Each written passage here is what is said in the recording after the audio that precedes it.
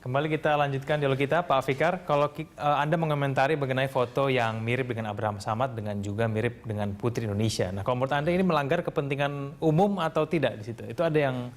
Nah ini kalau saya perdebatan ya. Mungkin kalau pribadi Abraham Samad nggak ada kepentingan umum yang terlanggar.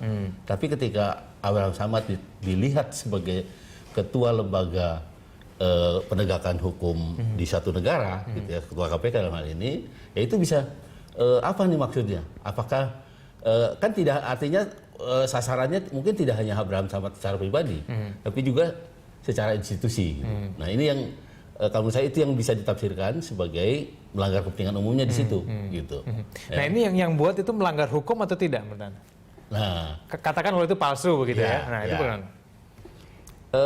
Ya itu tadi, kalau kemudian itu kan memang gini, kalau hanya kepentingan pribadi ya, maka itu menjadi subjektivitas sang pribadi untuk melaporkan atau tidak, atau mempersoalkan ini secara hukum atau tidak.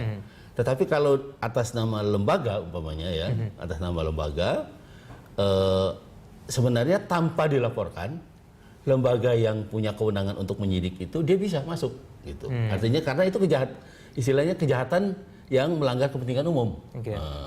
Jadi polisi tanpa laporan sebenarnya bisa bergerak. Dia bisa bergerak.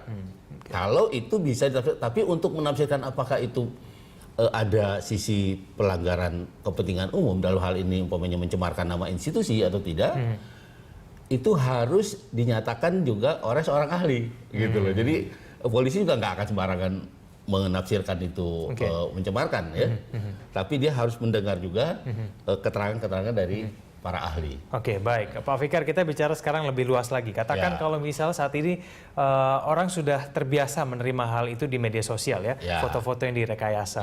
Nah, kalau menurut Anda katakan kita menerima foto yang melanggar kepentingan umum, lalu kita turut menyebarkan.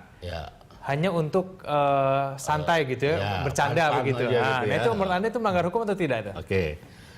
Nah, undang-undangnya itu kan bunyinya begini.